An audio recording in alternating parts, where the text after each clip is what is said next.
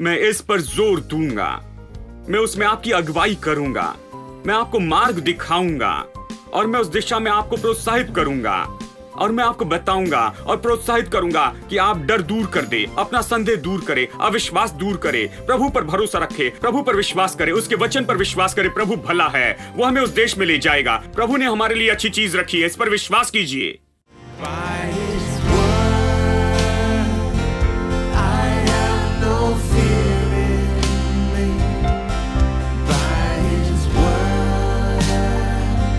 Death cannot swallow me. By His word, I have prosperity.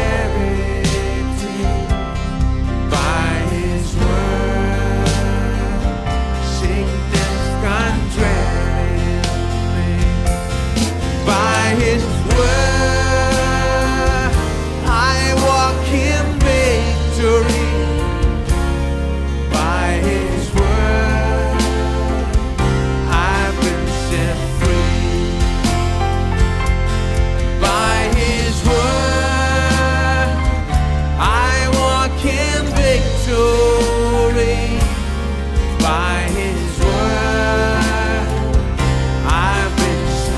Everybody, by His word, let's sing it. By His word, I have no fear in me.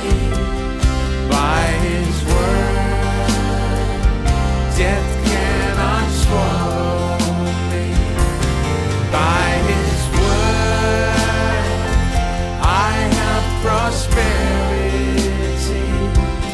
By His word, sickness can't dwell in me. By His word, I walk in victory. By His word, I've been set free. By His word, I walk in victory. By His word, I sing that last line. By His word, I walk in victory. By His word, I walk in victory. By His word, I've been set. One last time. By His word, I walk in victory. By His word, I've been set free.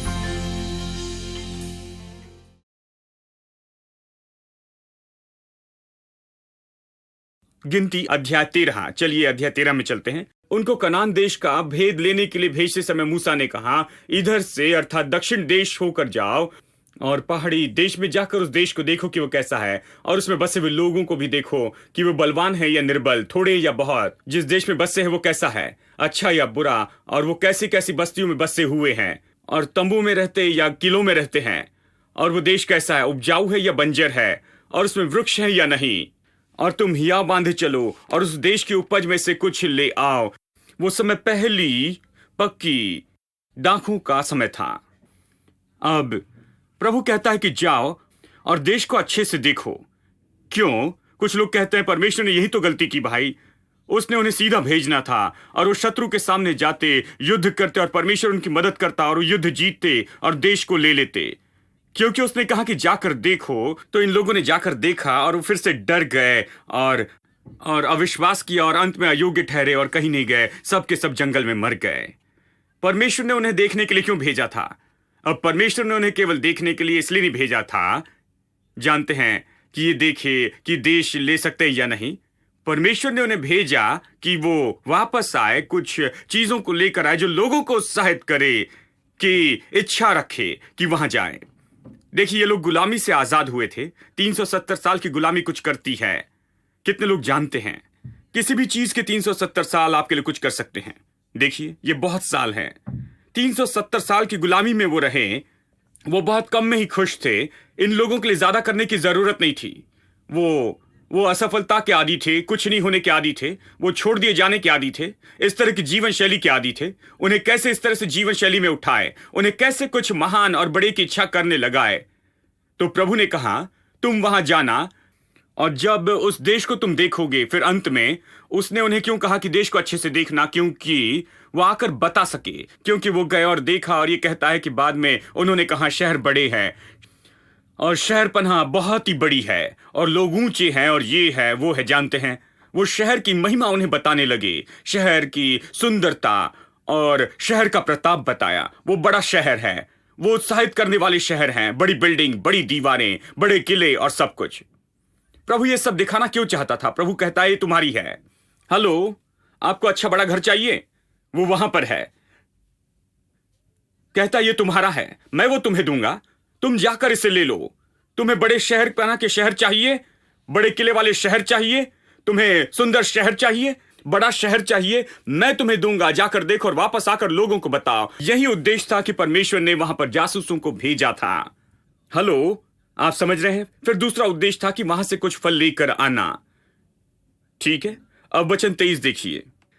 तब वे Eshcol नामक नाले तक गए और वहां से एक डाली दाखों के गुच्छे समेत तोड़ ली, और 2 मनुष्य उसे एक लाठी पर लटकाए हुए उठा ले चले।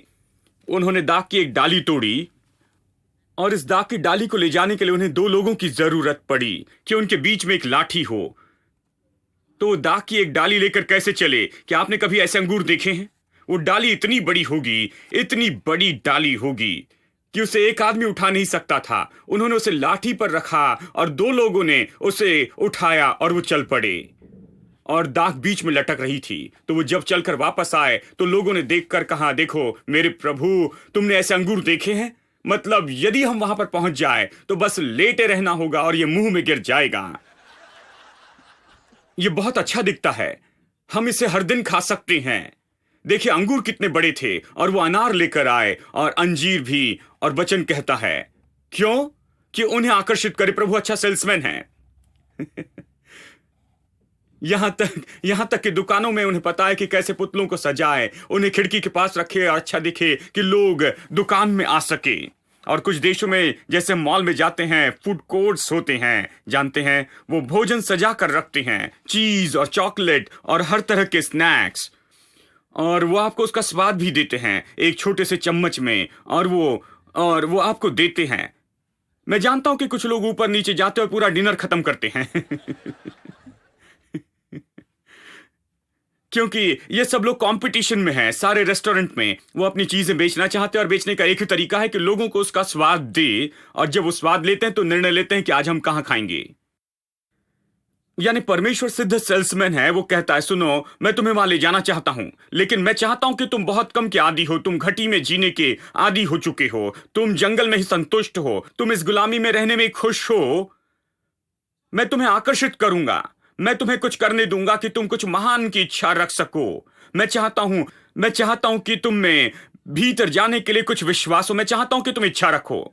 इसलिए जब उसने परमेश्वर के जैसे विश्वास के बारे में बताया कि परमेश्वर के जैसे विश्वास रखो, फिर वो कहता है जो इस पहाड़ से कहेगा कि उखड़ जा और समुद्र में जा पड़, और अपने दिल में संदेह न करे, और जो विश्वास करे कि जो कहता पूरा होगा, तो वो जो भी कहता उसे मिल जाएगा। और अगला वचन 24 कहता है, इसलिए मैं तुमसे कहता हूं, जब तुम विश्वास करो कि मिल गया तो तुम्हें मिल जाएगा। इच्छा रखना मसीह जीवन का सार है। प्रभु आप पर कैसे काम करता है? वो आपको इच्छा देता है। प्रभु आपको जीवन के अगले स्तर पर कैसे ले जाता है? वो आपको इच्छा देता है। हेलो, क्या आप में कोई इच्छा है? कुछ लोग कहते हैं मुझ में कोई इच्छा नहीं है ब्रदर। वो सोचते हैं वो बहुत आत्मिक हैं। मेरे पास कोई इच्छा नहीं, मुझे कुछ नहीं चाहिए। तो आप विश्वासी नहीं हैं, क्योंकि यदि आप में कोई इच्छा नहीं है तो इसका अर्थ है कि आप प्रार्थना नहीं कर रहे हैं, क्योंकि प्रार्थना करना इच्छा रखना है। तुम जो कुछ भी चाहते हो विश्वास करो कि तुम्हें मिल गया और तुम्हारे लिए हो जाएगा। यानी इच्छा के बिना कोई प्रार्थना नहीं है। प्रार्थना तो केवल अपनी इच्छा प्रकट करना है। हेलो, क्या मैं आमीन सुन सकता हूं? कुछ लोग सोच रहे मेरे प्रभु मैं कहां पर आ गया। चिंता मत कीजिए, अच्छे चर्च में आए हैं अब तक कहां पर थे? तुम जो भी चाहो, इच्छा ही सार है। जब मैं छोटा था मैंने एक भाई को पियानो अकॉर्डियन बजाकर गाते देखा, बहुत सुंदर गीत, जब मैं 9 साल का था। मैं पहले से थोड़ा गाता था, यहां और वहां जानते हैं, लेकिन मैंने इस भाई को पियानो अकॉर्डियन बजाकर गाते देखा और मेरे दिल की हर बात ने कहा कि मुझे ये करना ही होगा, मुझे करना चाहिए, मुझे इसके जैसे गाना है और प्रचार करना है। ये बहुत ही अद्भुत है, मुझे यही करना चाहिए। मैं घर में आया और प्लास्टिक बास्केट ली और कुर्सी पर खड़ा हो गया और सारे बच्चों को इकट्ठा किया और मैं बस अपनी सभा करने लग गया। पियानो अकॉर्डियन बजाकर गा रहा था और मेरे माता पिता ने सोचा कि ये 1 या 2 दिन में खत्म होगा ये इच्छा, लेकिन ये परमेश्वर ने दी इच्छा थी। तो 1 साल बीत गया, 2 साल बीत गए, 3 साल बीत गए, ये खत्म नहीं हुई। ये इच्छा बढ़ते और बढ़ते चली गई। उन दिनों में मेरे पिताजी के पास ज्यादा पैसे नहीं होते थे। उन्होंने किसी तरह से 400 रुपए इकट्ठा किए। जब मैं 12 साल का था और मुझे पुराना पियानो अकॉर्डियन खरीदने के लिए ले गए, मुझे पता नहीं था कि इसे कहां पर सीखूं, और उसके पास ले गए जो मुझे पियानो अकॉर्डियन सिखाने लगे और मैं वहां पर जुड़ने के लिए तैयार था। बस 6 महीने में जो मैंने सुना वो बजा सकता था, क्योंकि मैं सीखने के लिए भूखा था। मैं सीखने के लिए इतनी इच्छा रखता था, इसकी इतनी इच्छा थी, इसे बहुत ज्यादा पाना चाहता था। कैसे मैं सफलता की दिशा में आगे जाऊं, जीवन के अगले स्तर की दिशा की ओर मैं कैसे आगे बढ़ते जाऊं। प्रभु आपको कैसे चलाता है, वह आपको इच्छा देता है। पवित्र इच्छाएं प्रभु द्वारा बनाई जाती हैं। अपवित्र इच्छाएं आप में नहीं होनी चाहिए, लेकिन यह कहना कि आप में कोई इच्छा ना हो यह विश्वास नहीं है। आप में वो इच्छा होनी चाहिए जो प्रभु की ओर से है। मैं विश्वास करता हूं कि मैं इसके लिए जन्मा हूं और इसलिए प्रभु ने मुझे इसके लिए इच्छा दी है और इस इच्छा के साथ वो मुझे इस दिशा में लिए चलता है। तो जब छोटा बच्चा कहता मैं डॉक्टर होना चाहता हूं, मुझे याद है एक बार उसने पास्टर से कहा, उस पास्टर से कहा मैं डॉक्टर होना चाहता हूं। पास्टर ने कहा तुम घमंडी बच्चे हो, तुम्हें कंपाउंडर होना चाहिए। मैंने कहा मेरे प्रभु जानते हैं, इस बच्चे को छोड़ दो, वो छोटा बच्चा है, डॉक्टर होना चाहता है। शायद प्रभु ने इसके अंदर डॉक्टर होने की इच्छा रखी है। ये गरीब बच्चा है, जानते हैं, वो डॉक्टर होना चाहता है। आप में इच्छा होनी चाहिए। आमीन। इसलिए परमेश्वर ने इन लोगों को भेजा, कहा जाओ देखो, आकर बिल्डिंग के बारे में बताना, आकर शहरपनाह के बारे में बताना, आकर गढ़ों को बताना, उस शहर की महानता के बारे में बताना, शहर की सुंदरता बताना और सुंदर अंगूर और अनार और अंजीर के बारे में लोगों को बताना और लोगों के लिए कुछ सैंपल लेकर आना, उन्हें देखने देना। और ये गुलाम इच्छा रखेंगे कि जाकर इन अद्भुत चीजों को वो प्राप्त कर ले। इसलिए परमेश्वर ने ये दिया, उन्हें मौका दिया कि जाकर देश का भेद ले और वापस आकर बताएं। वचन 26। और पारान जंगल के कादेश नाम स्थान में मूसा और हारून इस्राएलियों की सारी मंडली के पास पहुंचे और उनको और सारी मंडली को संदेश दिया और उस देश के फल उनको दिखाएं। उन्होंने मूसा से यह कहकर वर्णन किया कि जिस देश में तूने हमें भेजा था उसमें सचमुच दूध और मधु की धाराएं बहती है। हाँ, अवश्य ही तुम सही हो, उसमें दूध और मधु की धाराएं बहती है और ये उसके कुछ फल हैं। परंतु हाँ, यहीं पर शुरू हो गए। मैं आपको बताऊं, कुछ भी हो, उन्होंने सब देखा, दूध और मधु को देखा, सब कुछ देखा, लेकिन इसे देखिए, परंतु उस देश के निवासी बलवान हैं और उनके नगरगढ़ वाले हैं और बहुत बड़े हैं और हमने वहां पर अनाक वंशियों को भी देखा। प्रभु चाहता था कि वही देखे। उसने कहा मैंने तुम्हारे लिए पहले शहरपना बनाई है। यह शहरपना तुम्हारे लिए है, वो बिल्डिंग तुम्हारे लिए है, वो किले तुम्हारे लिए हैं, वो घर तुम्हारे लिए है। लेकिन ये चीज जो प्रभु ने उनके लिए बनाई वही समस्या हो गई। उन्होंने कहा बड़ी है, हम उन तक नहीं जा सकते, हम भीतर नहीं जा सकते। और फिर उन्होंने कहा दक्षिण में अमालेकी बसे हुए हैं और पहाड़ी देश में हित्ती, यबूसी और एमोरी रहते हैं और समुद्र के किनारे किनारे पर यरदन नदी के तट पर कनानी बसे हुए हैं। पर कालेब ने मूसा के सामने प्रजा के लोगों से कहा हम अभी चढ़ के उस देश को अपना कर ले, क्योंकि निस्संदेह हम में ऐसा करने की शक्ति है। सब लोग कहें हम इसे लेने के योग्य हैं, हम योग्य हैं। मुझे इस तरह का व्यक्ति पसंद है कि हम योग्य हैं। मतलब ये उसी जगह पर था जहां दूसरे भी गए। उन्होंने कहा शहरपना बहुत बड़ी है, जानते हैं, वहां पर दानव है और ये सब लोग वहां पर है, हम कुछ नहीं कर सकते। ये आदमी उसी जगह पर गया, लेकिन उसके पास उस परिस्थिति के बारे में पूरी तरह से अलग दृष्टिकोण था। केवल देखना अलग था, जगह में फर्क नहीं था। उन्होंने जो देखा वो अलग नहीं था, उन्होंने जो अनुभव किया वो अलग नहीं था, दृष्टिकोण अलग था, विचारधारा अलग थी। आप अपनी समस्या को कैसे देखते हैं, आप अपनी चुनौतियों को कैसे देखते हैं, परिस्थितियों को कैसे देखते हैं। दृष्टिकोण बहुत मायने रखता है। आप उसे कैसे देखते हैं, इससे सुनिए। पर जो पुरुष उसके संग गए थे उन्होंने कहा, उन लोगों पर चढ़ने की शक्ति हम में नहीं है। एक अनुवाद कहता है नहीं कर सकते। तो चलिए मैं आपको बताऊं, सबसे बड़ा चरित्र अविश्वास का स्वभाव गुण तो बस यही है, वो बुरी खबर फैलाता है। वो बुरी खबर लेकर आए, और अविश्वास के लोगों का विख्यात स्लोगन यही है, नहीं कर सकता। जानते हैं, खड़े हो सकते हैं क्या? मुझे नहीं लगता कि उठ सकता। नहीं उठ सकता। काम पर जा सकते हैं क्या? नहीं, मुझे नहीं लगता कि जा सकता। नहीं जा सकता। मैं नहीं जा सकता। क्या आप ये कर सकते हैं? नहीं, नहीं कर सकता। क्या आप लेट सकते हैं? नहीं सकता।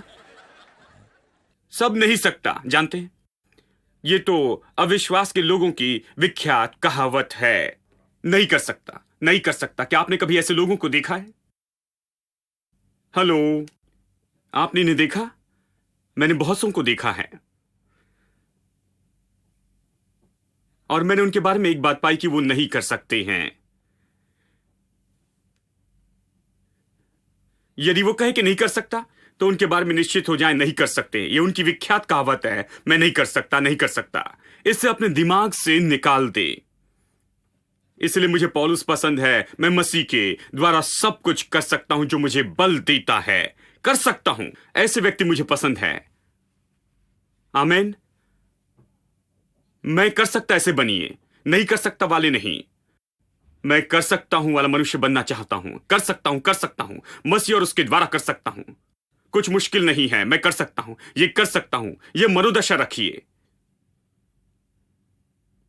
वचन 32, उन्होंने इस्राएलियों के सामने उस देश की जिसका भेद उन्होंने लिया था यह कहकर निंदा भी की, वह देश जिसका भेद लेने के लिए हम गए थे ऐसा है जो अपने निवासियों को निगल जाता है। उन्होंने कहा कि देश अपने निवासियों को निगल जाता है, और जितने पुरुष हमने उसमें देखे वो सब के सब बड़े डिलडौल के हैं, वो बड़े तगड़े लोग हैं। फिर हमने वहां नपीली जाति वाले अनाकवंशियों को देखा, और हम अपनी दृष्टि में उनके सामने टिड्डी के समान दिखाई पड़ते थे, और ऐसा ही उनकी दृष्टि में भी मालूम पड़ते थे। अब वो सच्चे भविष्यवक्ता हो गए। मैं समझ सकता हूं कि जब उन्होंने कहा कि हम अपनी दृष्टि में टिड्डियों जैसे हैं, उन्हें ऐसे लगा कि वो टिड्डियों जैसे हैं। वो एक स्तर है। लेकिन जब आप लोगों को यह कहते सुनते हैं कि उनकी दृष्टि में भी हम टिड्डियों जैसे हैं, तो अब आप अलग स्तर पर जा रहे हैं। क्या आपने कभी ऐसे लोगों को देखा? वो कहते हैं मुझे पता है मेरी सास मेरे बारे में क्या सोचती है। वो मेरे बारे में बहुत नीचा सोचती है। ब्रदर, आपको कैसे पता? क्या उसने आपको बताया? नहीं, लेकिन मुझे पता है। तो आप भविष्यवक्ता नहीं हो गई ना, आप दर्शी हो गई। मुझे पता है मेरे ऑफिस में मेरे बारे में क्या सोचते हैं भाई। मैं बताऊं, मुझे पता है। क्या उन्होंने आपसे कहा? क्या उन्होंने बुलेटिन बोर्ड पर इसे रख दिया है? नहीं।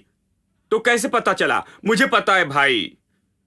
हां, आप सोचते हैं कि वो इतने मूर्ख है, लेकिन कई बार हम ऐसा करते हैं। मुझे पता है क्या सोचते हैं, मुझे पता है मेरे पति क्या सोचते हैं। क्या उन्होंने बताया? तो कहते नहीं। आपको कैसे पता चला? मुझे पता है। आपको कैसे पता चला? तभी दिमाग पागल हो जाता है। जानते हैं कि यहां पर कुछ न कुछ गलत हो रहा है। अविश्वास ज्यादा काम कर रहा है।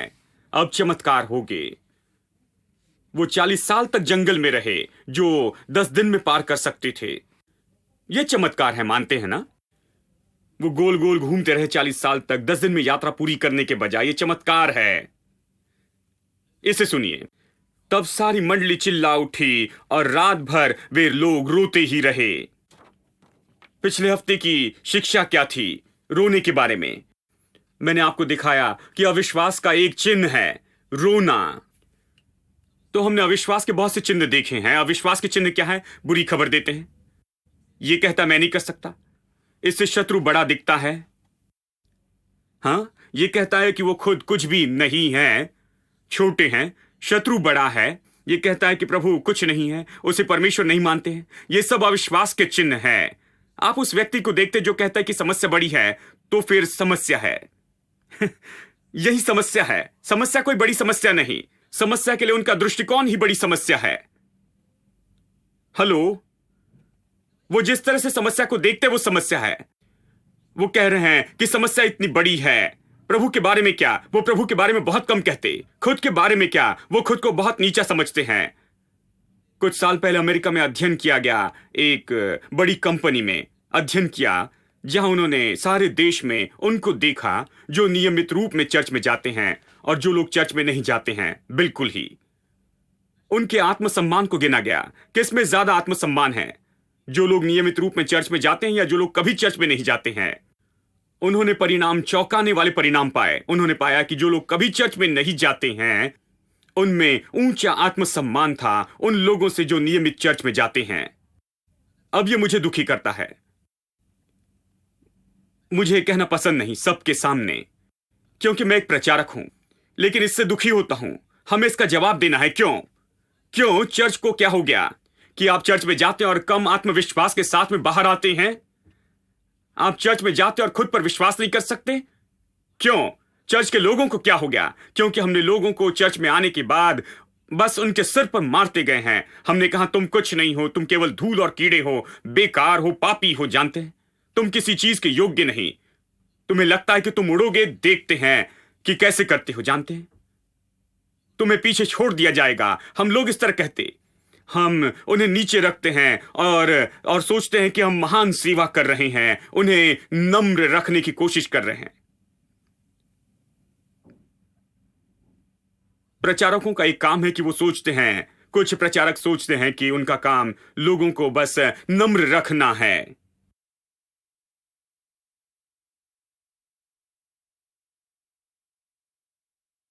हेलो, क्या यह दुख की बात नहीं? वो सब रोए। अब वो सब क्यों रोए? अब कुछ हुआ था असाधारण। वो ये है कि कुछ लोगों में जो अविश्वास था वो बुला गया और अब वो हर व्यक्ति पर आ गया था। ये जंगल की आग के जैसे फैल गया। अब सारा देश अविश्वास से भर गया, जानते हैं। इसलिए प्रभु को बीच में से कुछ लोगों को हटाना पड़ा, क्योंकि ये तो मानो एक पैर या हाथ काटने जैसे था ताकि उस व्यक्ति की जान बचाए, जानते हैं, क्योंकि वो सब बर्बाद करेंगे, जानते हैं। अब सारा देश रो रहा था, सब लोग रो रहे थे। कल्पना कीजिए, लाखों लोग रो रहे थे। सब इस्राएली मूसा और हारून पर बुड़बुड़ाने लगे और सारी मंडली उससे कहने लगी, भला होता कि हम मिस्र में मर जाते या इस जंगल में ही मर जाते। मिस्र में हम मर जाते या जंगल में ही मर जाते। मिस्र में हम मर जाते, कम से कम जंगल में हम मर जाते, हमें कहीं तो मरना है। प्रभु ने कहा, ठीक है, मैं प्रबंध करता हूं। यहोवा हमको उस देश में ले जाकर क्यों तलवार से मरवाना चाहता है? हमारी स्त्रियां और बाल बच्चे तो लूट में चले जाएंगे। क्या हमारे लिए अच्छा नहीं कि हम मिस्र देश को लौट जाएं? देखिए, उन्होंने कहा हमारे बच्चे बंधुआई में चले जाएंगे, और परमेश्वर ने बाद में कहा तुम नहीं जाओगी, लेकिन तुम्हारे बच्चे जिनके बारे में सोचते हो कि बंधुआई में जाएंगे वो जाएंगे। देखिए ये कितना प्रभु इन लोगों से परेशान हो गया। तुमने कहा कि तुम्हारे बच्चे बंधुआई में जाएंगे, तुम देखो तुम्हारे बच्चे जाएंगे, तुम वहां नहीं जाओगे। उसने कहा ये अविश्वास का बुरा स्वभाव है। फिर वे आपस में कहने लगे, आओ हम किसी को अपना प्रधान बना ले और मिस्र को लौट चले। ये मूसा अच्छा नहीं है, हमें दूसरा पास्टर चाहिए कि हमें मिस्र में वापस ले जाएं। ऐसे बहुत से उपलब्ध हैं। तब मूसा और हारून इस्राएलियों की सारी मंडली के सामने मुंह के बल गिरे, और नून का पुत्र यहोशू और यपुन्ने का पुत्र कालिब, जो देश का भेद लेने वालों में से थे, अपने अपने वस्त्र फाड़कर इस्राएलियों की सारी मंडली से कहने लगे, जिस देश का भेद लेने को हम इधर उधर घूम कर आए हैं वो अत्यंत उत्तम देश है, बहुत अच्छा देश है। यदि प्रभु हमसे प्रसन्न हो तो हमको उस देश में जिसमें दूध और मधु की धाराएं बहती है पहुंचाकर हमें दे देगा। मुझे ये प्रचार पसंद है। यहां ये मनुष्य खड़े होकर कहता है, देखो ये उत्तम भूमि है, ये बहुत अच्छी भूमि है। यदि प्रभु चाहे, यदि केवल प्रभु को ये करने दे तो हमें देश मिल जाएगा। यही वो कह रहे थे। केवल यहोवा के विरुद्ध बलवा न करो और न उस देश के लोगों से डरो, क्योंकि वे हमारी रोटी ठहरेंगे। वो केक के जैसे हैं, यही कह रहे थे। वो हमारी रोटी है और कुछ नहीं। ये न कहना कि वो हमें खा लेंगे, हम उन्हें खा लेंगे, हम उन्हें खत्म कर देंगे। वो कुछ नहीं, हमारे शत्रु कुछ नहीं है। अब इसे सुनिए, छाया उनके ऊपर से हट गई और यहोवा हमारी संग है, उनसे न डरो। अब क्या आपको नहीं लगता ये अच्छी बात है? कितने लोग कहेंगे अच्छी बात है? हाँ, अगला वचन देखिए। तब सारी मंडली चिल्ला उठी कि इन पर पत्थरवाह करो। तो उन्होंने कहा कि चलो इन लोगों पर पत्थरवाह करे। अद्भुत प्रतिक्रिया।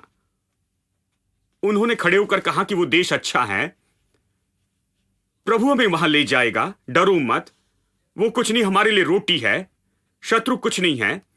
मैंने ऐसे ही प्रचार किया। जब मैंने प्रचार शुरू किया, मुझे भी ऐसी प्रतिक्रिया मिली। और मैं चकित हो गया। मैंने कहा, मेरे प्रभु, मैंने क्या गलत किया? क्या मैंने कुछ गलत प्रचार किया? क्या मैंने कुछ गलत कहा? मैंने क्या गलत किया है? क्या मैंने कहा कि सब नाश हो जाएं? क्या मैंने कहा कि सब नरक में चली जाएंगी? ऐसा कुछ नहीं। मैंने कहा सब बेहतर करते हैं, प्रभु पर विश्वास करते हैं, चलो सब दूध और मधु के देश में चलते हैं। क्या कुछ इसमें गलत है? उन्होंने इतना अद्भुत और सकारात्मक कहा, विश्वास की बात कही, और अविश्वास तो विश्वास पर क्रोधित होता है। ये एक और स्वभाव गुण है, विश्वास पर क्रोधित होता। अंत में परमेश्वर ने कहा 10 बार, वचन 22 में, उन्होंने 10 बार मेरी परीक्षा की। बस हो गया, तुम नहीं जाओगे। मैं आपको बताऊं दोस्तों, मुझे आपके बारे में पता नहीं, लेकिन मैं उन सारी चीजों को लेना चाहता हूं जो प्रभु ने हमारे लिए रखी है। आमीन। मैं इस पर जोर दूंगा, मैं उसमें आपकी अगुवाई करूंगा, मैं आपको मार्ग दिखाऊंगा, और मैं उस दिशा में आपको प्रोत्साहित करूंगा, और मैं आपको बताऊंगा और प्रोत्साहित करूंगा कि आप डर दूर कर दे, अपना संदेह दूर करे, अविश्वास दूर करे, प्रभु पर भरोसा रखे, प्रभु पर विश्वास करे, उसके वचन पर विश्वास करे। प्रभु भला है, वो हमें उस देश में ले जाएगा। प्रभु ने हमारे लिए अच्छी चीज रखी है, इस पर विश्वास कीजिए। आइए उसमें चलते हैं। प्रभु ने जो हमारे लिए रखा है उसे ले लेते हैं। कितने लोग इसके लिए आमीन कहेंगे?